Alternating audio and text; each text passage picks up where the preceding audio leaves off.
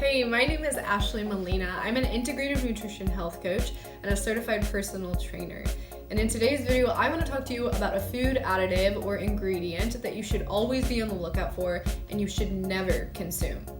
These are called trans fats. So I want to give you a little background on trans fats, and then I want to tell you what type of foods they're commonly found in and what you should be looking for on your ingredient label. You should always be reading your ingredient labels. You should understand every single thing that's in your food and consequently goes into your body and affects your health.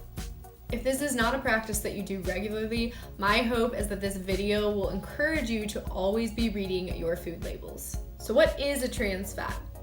A trans fat is a partially hydrogenated oil, which just means that manufacturers take polyunsaturated oils like canola, vegetable, safflower, and they inject a hydrogen atom into those oils. We already know that these polyunsaturated oils are highly inflammatory, and so when manufacturers implant that hydrogen atom, it creates it to be more shelf stable, but it also causes it to be very toxic to our bodies.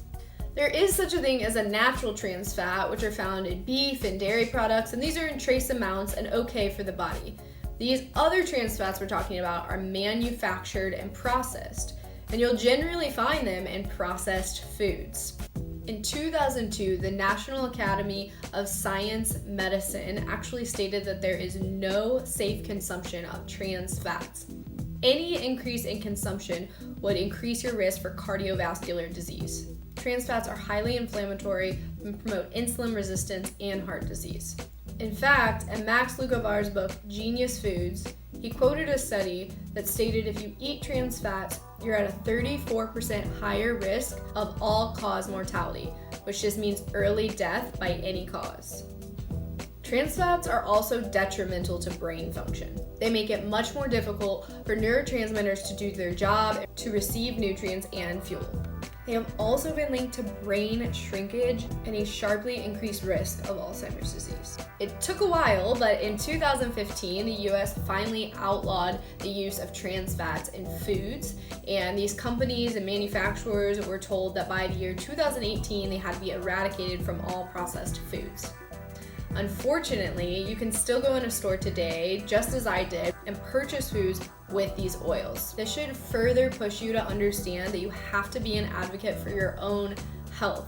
Something could be made illegal in food, and yet we can still find it there. So we have to make sure that we're paying attention, reading our labels, and taking initiative for our own health. So there are a few ways that trans fats are going to come up on an ingredient label. Most likely you're going to see it as partial or full hydrogenated oil. You'll see it labeled as a trans fat, or you'll see it as a mono and diglycerides. Mono and diglycerides is a sneaky way of putting trans fats in because they're actually an additive that have a very low level of trans fats, so they are still allowed by the FDA.